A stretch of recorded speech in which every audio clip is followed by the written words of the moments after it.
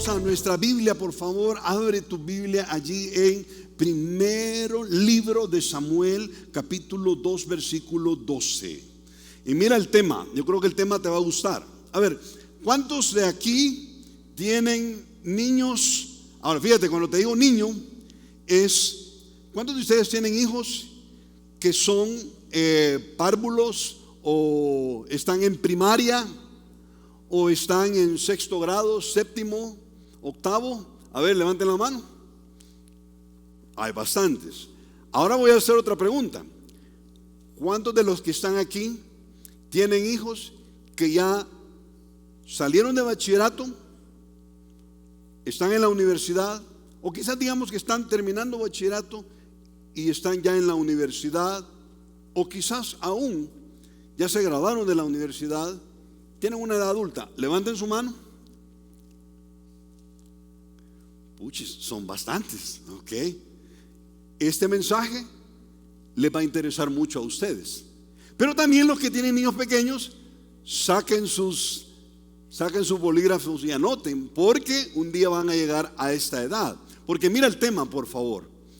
¿Cómo ser un papá efectivo cuando tu hijo ya no es un niño? Ya dejó de ser un niño.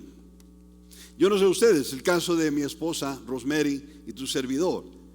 Tenemos a nuestras hijas, que la mayor tiene 30 años, la segunda, Fabiola, tiene 28, y la bebé, yo le sigo diciendo que es la bebé, tiene 23 años, ¿verdad?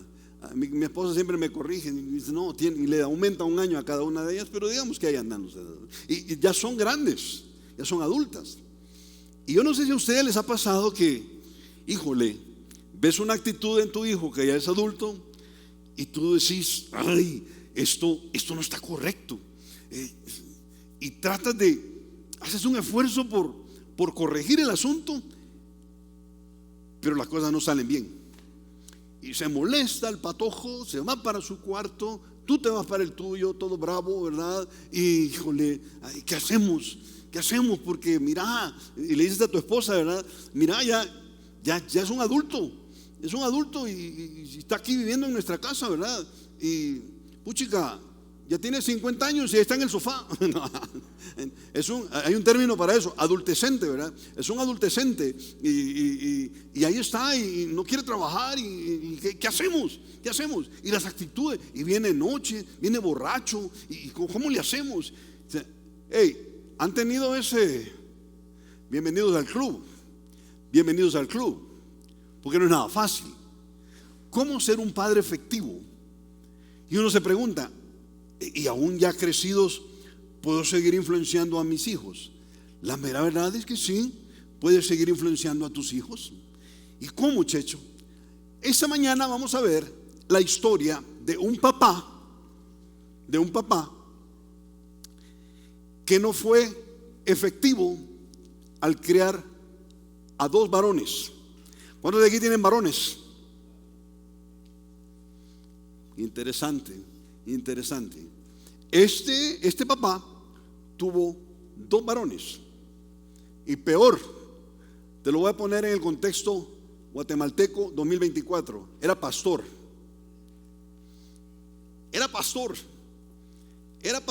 y tenía dos hijos varones que andaban corriendo en toda la iglesia, chiquitos, ¿verdad? Para arriba y para abajo. Y cuando llegaron a grandes, oye esto, servían en la iglesia. Y papá quizás llegó a pensar, bueno, ya vienen a la iglesia conmigo, ayudan, se van al grupo de jóvenes, luego al de universitarios, y ya después se hicieron pastores también, los hijos de este hombre.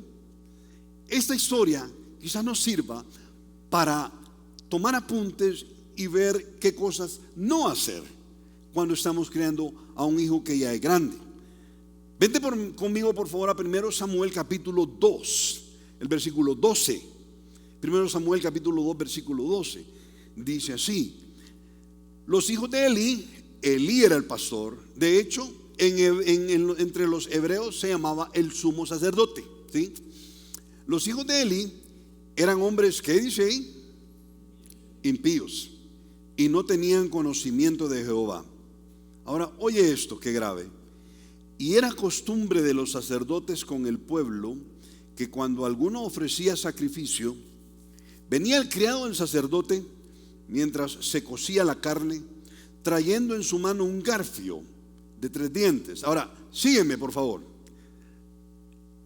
Los israelitas llegaban al templo, a la iglesia, y llevaban su ofrenda.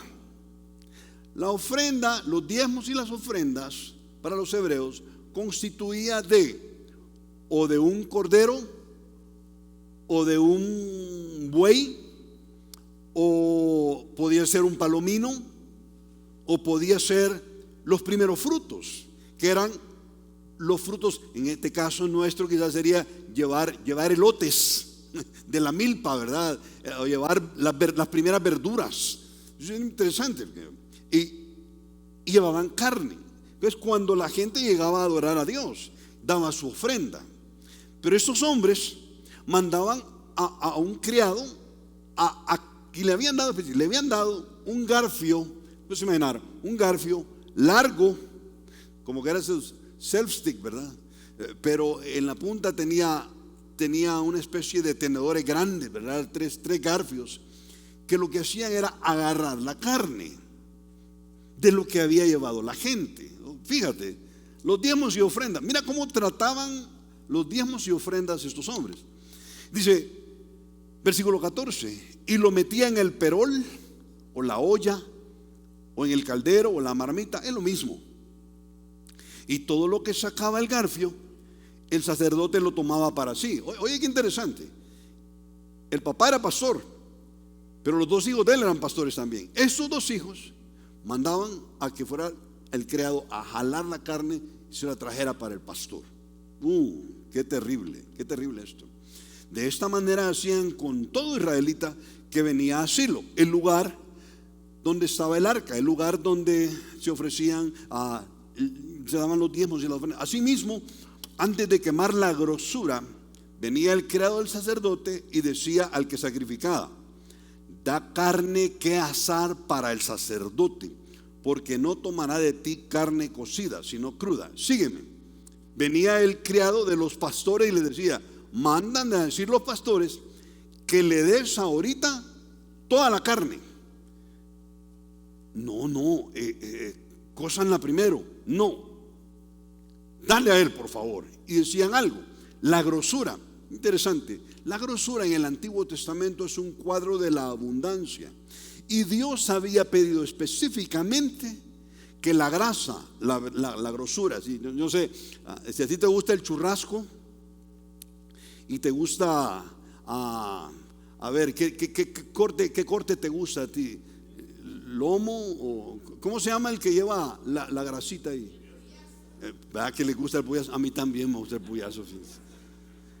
Pues se puede imaginar, era cortar toda la grasa. Dios había pedido que la grasa se quemara para él, no para los que ministraban. Pero estos hombres se estaban agarrando lo que le pertenecía a Dios, y más todavía. Sígueme, por favor. Y dice, y si el hombre le respondía: quemen la grosura primero. Imagínate, como que tú llegaras al templo, ¿verdad? Aquí traigo mi ofrenda, mire, trae bastante grasa, quitémosle la grosura y quémenla, por favor, porque así dice la Biblia. ¿Y qué respondían ellos? Quemen la grosura primero y después toma tanto como quieras. ¿Y qué le respondían? Y él respondía: no, sino dámela ahora mismo, o de otra manera yo la voy a tomar por la fuerza. Allí hay violencia. Allí hay violencia. Versículo 17. Era pues muy grande delante de Jehová el pecado de los jóvenes, porque los hombres menospreciaban las ofrendas de Dios, Jehová. Voy a poner una pausa porque la historia continúa. Yo quiero que pongas atención ahí a la pantalla, por favor, porque hay una pregunta acá. Yo creo que este pasaje nos va a ayudar a respondernos esta pregunta.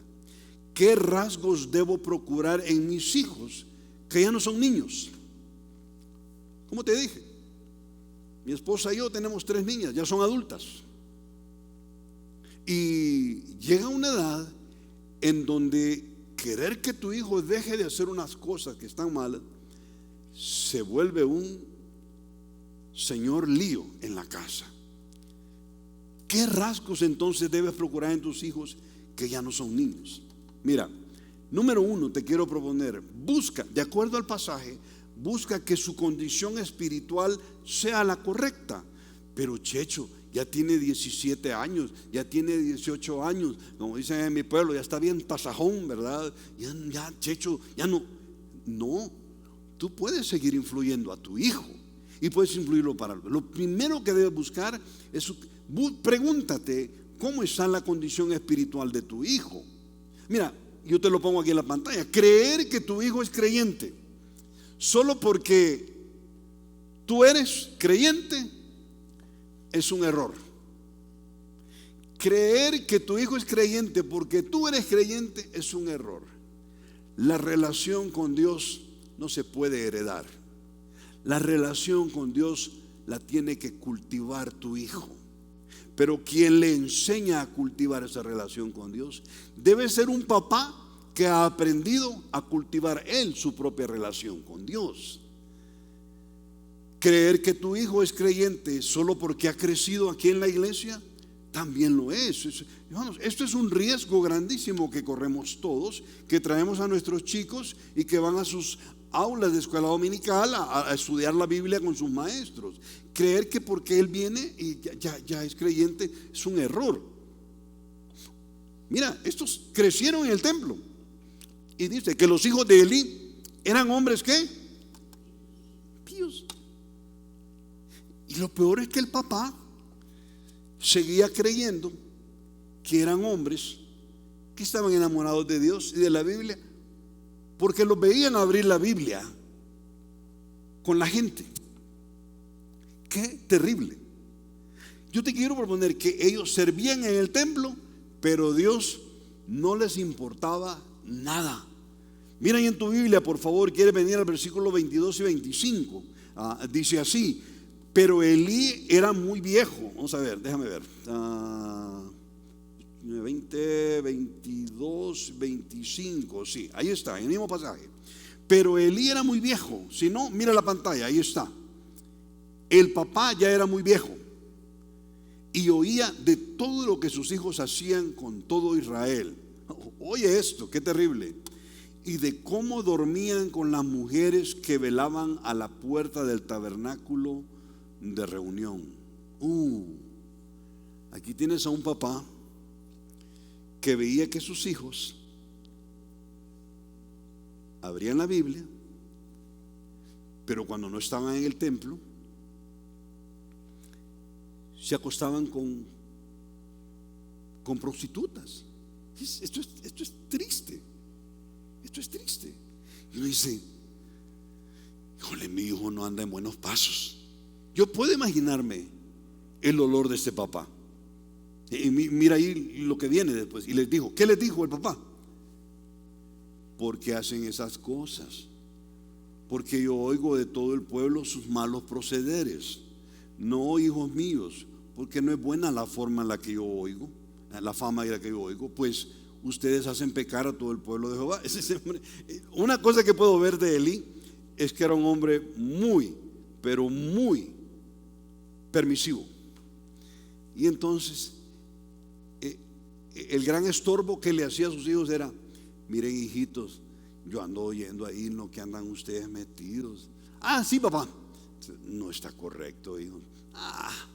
Mi papá, no es bueno lo que hacen. No es buena la fama que ustedes están creando, hijos. Si yo me puedo imaginar que se daban la vuelta y ellos seguían.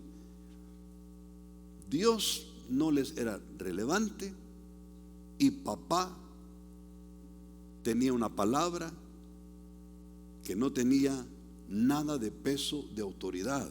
Qué impresionante. Esto tiene que hacernos sonar mucho en nuestros corazones. Tu autoridad debe tener peso. El representante de Dios para tu hijo eres tú, papá. Y dice aquí, miren, Si pecare, les dice el papá, si pecare el hombre contra el hombre, los jueces lo juzgarán.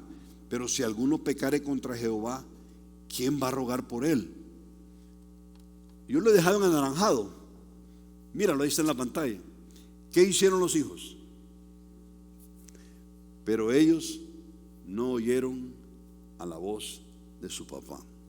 Yo puedo imaginarme que Elí quería girar el barco ya cuando ya era demasiado tarde. Por la edad de ellos, no, porque él había dejado pasar el tiempo y no había sido el modelo para sus hijos y no les había estorbado. De hecho, hay un versículo que dice, donde Dios habla: dile a Elí que tengo algo contra él, que sus hijos hacen mal y él no los ha estorbado.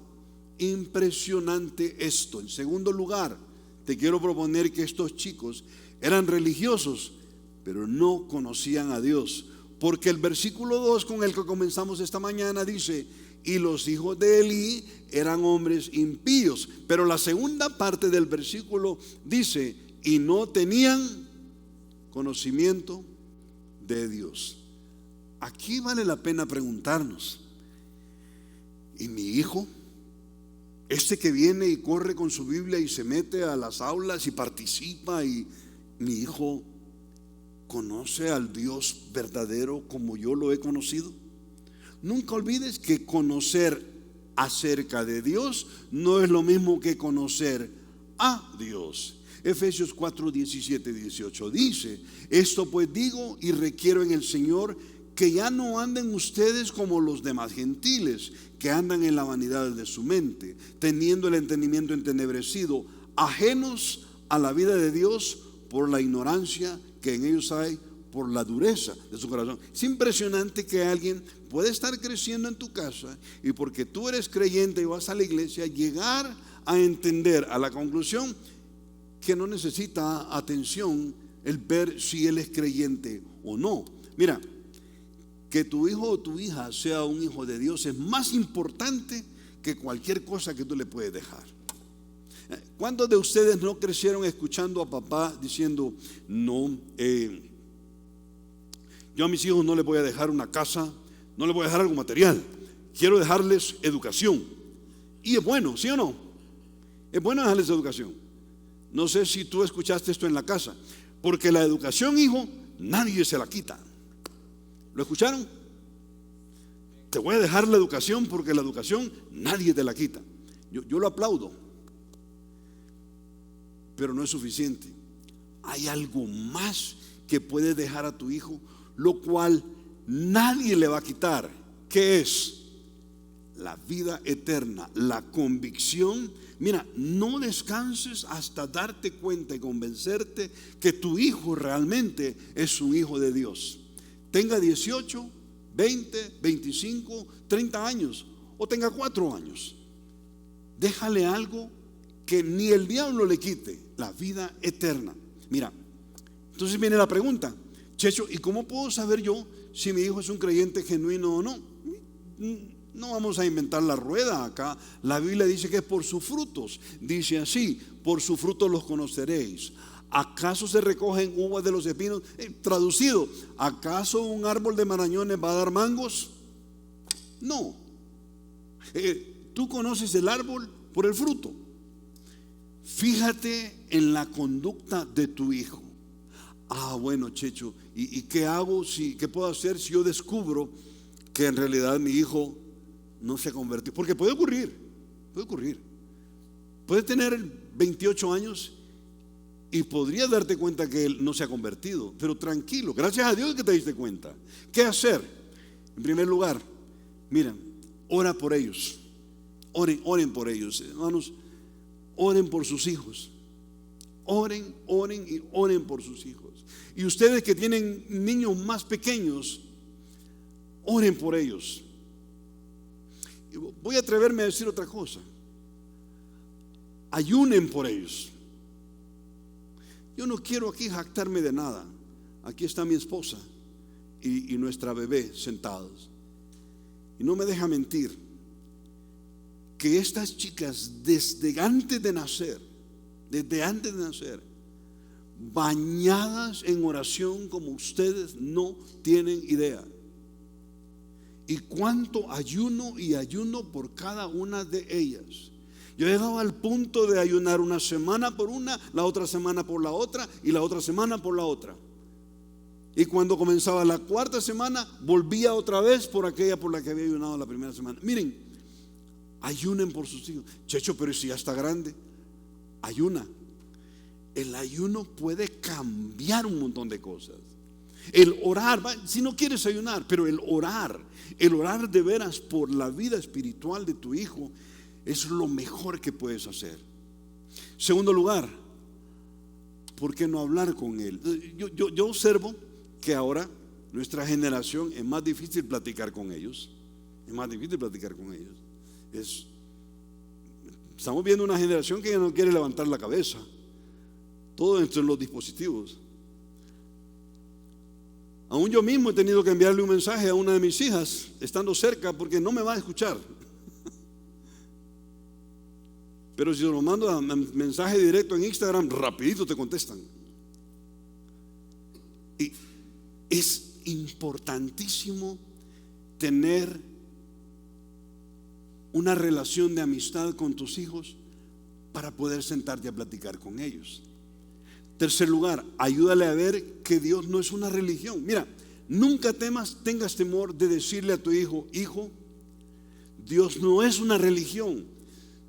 Yo te animo a que tú cultives tu propia relación con Dios.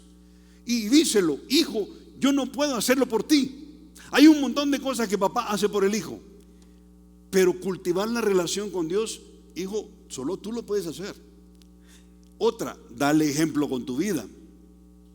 Y por último, como bien decía el pastor Alfredo Smith, argentino, impresionante este hombre, él decía: hay muchas cosas en la vida que necesitan paciencia y palabra de Dios. Palabra de Dios y paciencia. ¿Ves una reacción mala? Hablas con tu hijo, le estorbas, abres la Biblia, paciencia, palabra de Dios. Y después que has abierto la palabra de Dios, ciérrala y ten paciencia. Así funciona, así funciona. Para terminar este punto, yo te pregunto: ¿conoces cuál es la verdadera condición espiritual de tu hijo? Este hombre no la conocía, lo dejó pasar. O te hago la segunda pregunta: ¿o dejaste de preocuparte por eso, porque viene a la iglesia y ya levantó la mano? Esa es otra de las cosas que decimos: es que mi hijo ya levantó la mano. Levantar la mano solo es una profesión de fe. La gran pregunta es: ¿tiene tu hija o tu hijo una comunión verdadera con Dios? La pregunta también que te tengo es: ¿mantienes comunicación con el corazón de tu hijo? O ya no, porque ya se creció. Es un error que cometemos los papás muchas veces: es: ya se creció, entonces ya no me habla, ya no le hablo. No, yo creo que la conexión con el corazón de tu hijo debe continuar, porque en algún momento, aún siendo adulto, vas a tener la puerta abierta para llegar a su corazón. En segundo lugar, busca que su carácter sea como el de Jesucristo. Mira, vente de nuevo al versículo 13 al 17, y ahí lo leímos, y vente otra vez. Es impresionante lo que dice ahí, 13, 17. Mira, dice así: y era costumbre de estos chicos en el pueblo, cuando alguno ofrecía sacrificio, venía el criado, y mientras cocía la carne, trayendo en su mano un garfio, 3 dientes, lo metía al perol, jalaba la comida para él. Mira la pantalla, por favor. El carácter es siempre el mejor indicador de la condición espiritual de tu hijo. El carácter, no la personalidad, el carácter. Una profesión de fe es buena, pero no es suficiente. Te animo a que tú te preocupes, de acuerdo a lo que dice el pasaje. Preocúpate cuando veas un egoísmo abusivo. Estos chicos eran abusivos, decían: no, me pertenece. Era un egoísmo ¿Sabes que el egoísmo es como el asadón, verdad? Todo para mí. Primero yo, segundo para mí, tercero para mí. Y si sobra un poquito, ¡bum!, para mí. Aquí lo está viendo en el pasaje. Por ley, estos chicos tenían derecho a tomar de las ofrendas de Dios. Nunca yo tal haga, porque yo honraré a los que me honran, y a los que me desprecian serán tenidos en poco. He aquí vienen días en que cortaré tu brazo.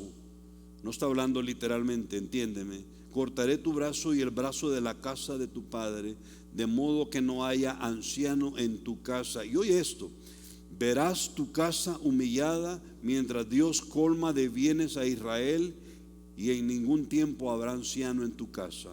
El varón de los tuyos que yo no corte de mi altar, del servicio como pastores, será para consumir tus ojos y llenar tu alma de dolor.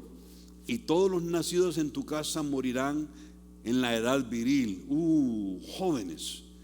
Y te será por señal esto, que acontecerá a tus dos hijos, Ofni y Finés, ambos morirán en un mismo día.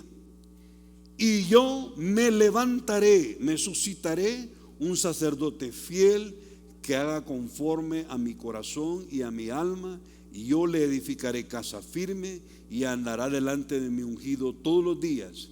Y el que hubiere quedado de tu casa vendrá a postrarse delante de él por una moneda de plata. Lo que le está diciendo es: van a andar mendigando, y por un bocado de pan, diciéndole: te ruego que me agregues alguno de los ministerios para que pueda comer un bocado de pan.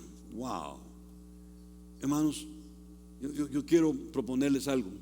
En la formación espiritual, Dios hace responsable al papá y no a los hijos. ¿Se fijaron que Dios le mandó a decir: tengo algo contra ti, Elí, que has hollado mis ofrendas? Te hago una pregunta: ¿Elí había pisoteado las ofrendas? No. ¿Quiénes habían sido? Los hijos. Pero Dios da por responsable a papá, no al hijo. Aquí aprendamos algo y llevemos esta pepita de oro en la bolsa de nuestros pantalones. Papás.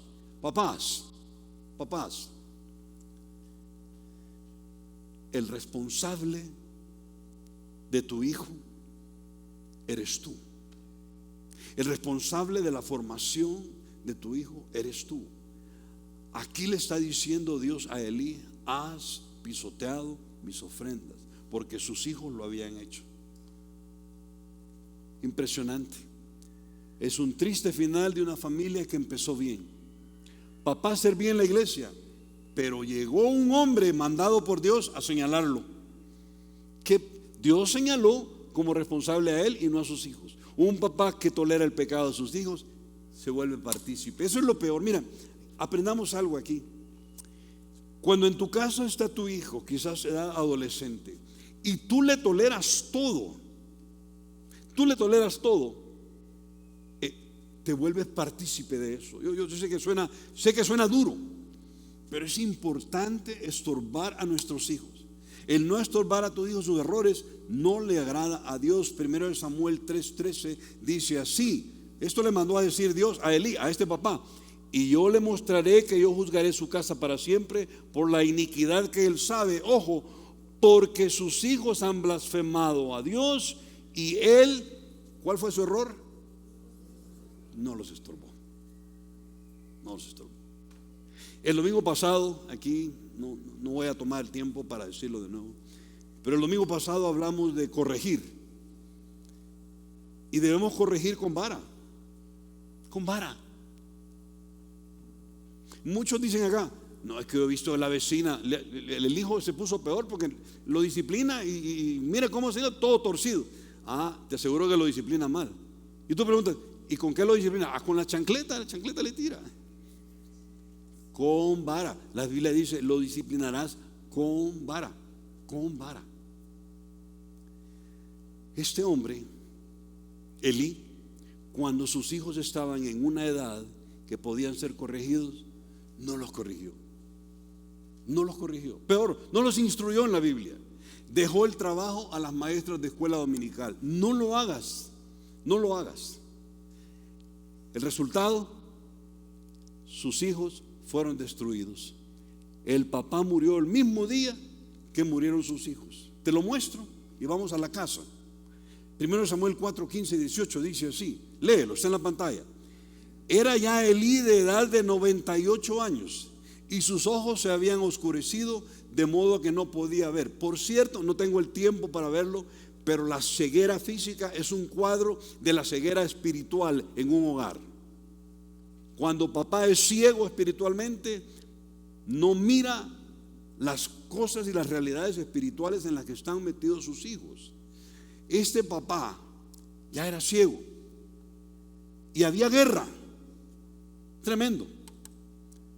Y llega un hombre para llevarle la noticia. Aquel hombre llega a Elí y le dijo: yo vengo de la batalla, he escapado hoy del combate. Y Elí dijo: ¿qué ha acontecido, hijo mío? Y le dice, el mensajero le respondió: Israel huyó delante de los filisteos y también fue hecha gran mortandad en el pueblo. Y también tus dos hijos, Ofni y Finés, murieron hoy. Que te lleguen a dar la noticia que tu hijo ha muerto porque nunca le corregiste, yo creo que debe ser de las cosas más tristes y dolorosas en el corazón del hombre. Le llegaron a decir: tus hijos acaban de morir. Pero mira qué impresión. A mí me impresionó esto. El papá no se puso en shock por la muerte de sus hijos, se puso en shock por otra cosa. Continúa leyendo, porque el hombre sigue hablando y le dice: murieron tus dos hijos, Ofni y Finés, y el arca de Dios ha sido tomada. Y aconteció que cuando él hizo mención del arca de Dios, él cayó hacia atrás de la silla al lado de la puerta y se desnucó y murió. ¿Quién? Elí, el papá, porque era hombre viejo y pesado y había juzgado a Israel 40 años.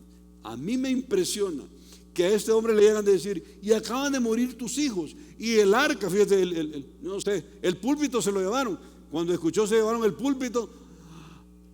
No le impresionó la muerte de sus dos hijos, le impresionó otra cosa. Yo quiero dejarte algo aquí. A veces los papás idolatramos más el trabajo que el tiempo con nuestros hijos. A veces idolatramos más las cosas materiales que la vida espiritual de tus hijos. Óyeme, son seres humanos, es importantísimo. Te repito el versículo en la versión de Checho: ¿de qué sirviere al hombre si ganare todo el mundo y se le pierden sus tres hijos? ¿De qué sirve? ¿De qué sirve? Nunca olvides, si estorbas y corriges a tus hijos, los estás librando de una muerte temprana. Lo vimos en el proverbio el domingo pasado: lo corregirás con vara y de esa forma librarás su alma de la tumba. Así dice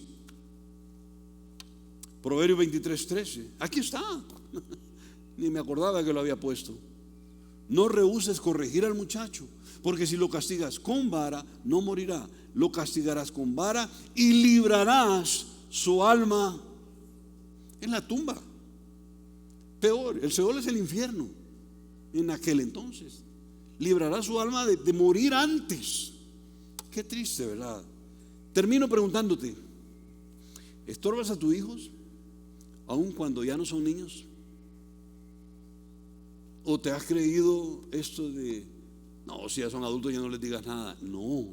Óyeme, es una regla, mi esposa y yo la tenemos.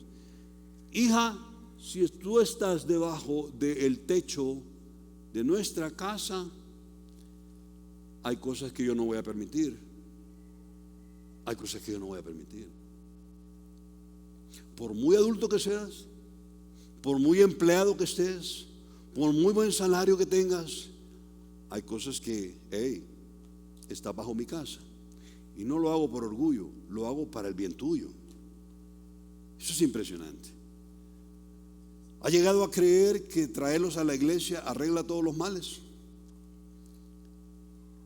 escudriñas constantemente en qué está metido tu hijo, aún ya grande. Termino con esto.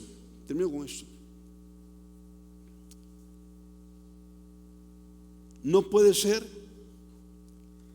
que un empleo sea más importante en la vida que la vida espiritual de tu hijo. No puede ser.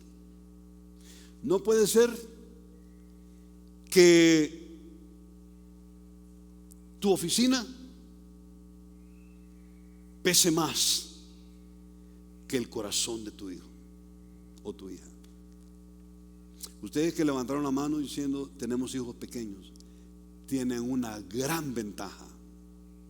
Ustedes que levantaron la mano, al igual que yo, diciendo las nuestras ya están adultas, quiero dejarte en el corazón que tú puedes seguir influenciando a tu hijo.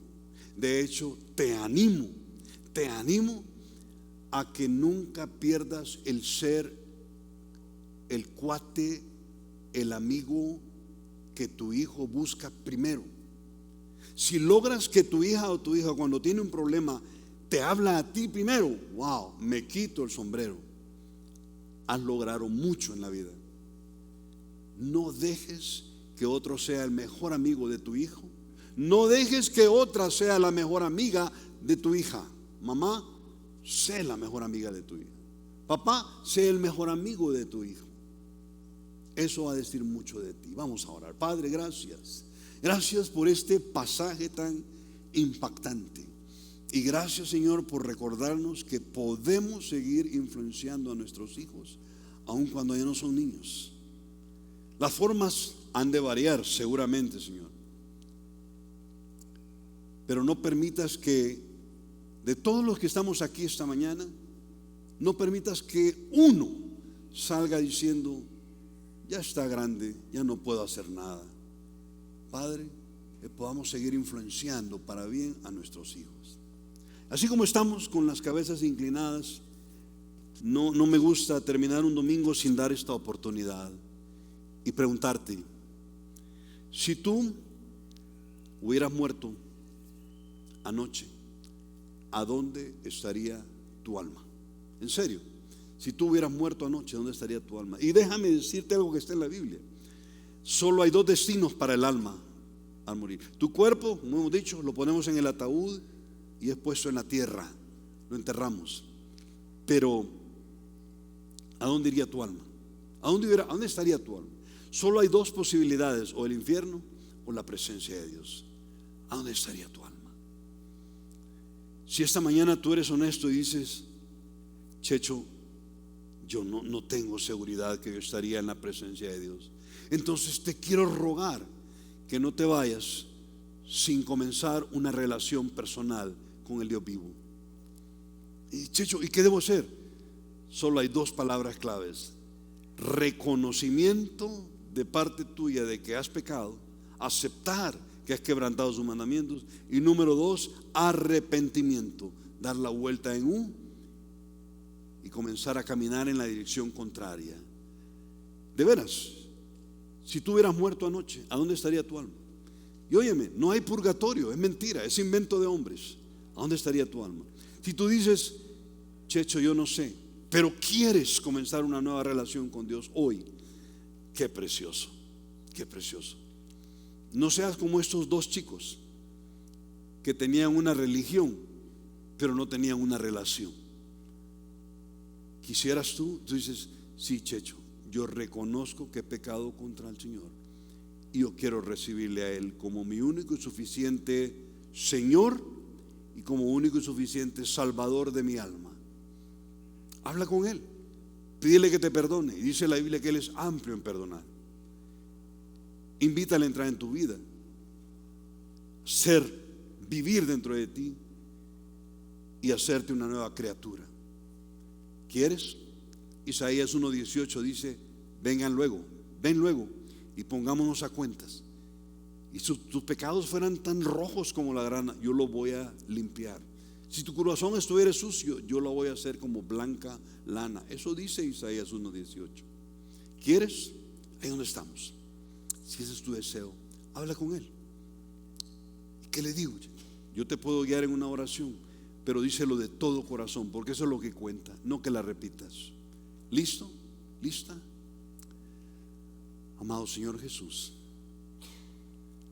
esta mañana yo reconozco delante de ti que he quebrantado tus mandamientos. Tan consciente como estoy, perdóname, Señor. Te pido perdón porque me duele. Y la vida que llevaba, yo esta mañana le doy la espalda, doy la vuelta en U, Señor, y quiero caminar de la mano contigo en la dirección opuesta. Esta mañana yo te abro mi corazón y te recibo como el Señor de mi vida y como el Salvador de mi alma. Quiero una relación contigo, no una religión, Señor. Gracias por escucharme, porque yo te lo he dicho con toda honestidad y desde el fondo de mi corazón. Amén. Así como estamos con los ojos cerrados, dame un segundo más antes que nos retiremos. Si tú hiciste la oración, levanta tu mano rápidamente y la bajas de nuevo. ¿Habrá alguien que ha sido el caso tuyo? Dices, yo acabo de recibir al Señor, yo no lo había hecho nunca. Yo te pido que levantes tu mano rápidamente y la vuelves a bajar. ¿Habrá alguien? Eso es algo entre tú y Dios. Padre, gracias por este tiempo que nos regalaste y por este pasaje tan precioso de la Biblia también, Señor. En el nombre de Cristo Jesús te lo decimos, Señor. Amén y amén. Muy bien, antes de irnos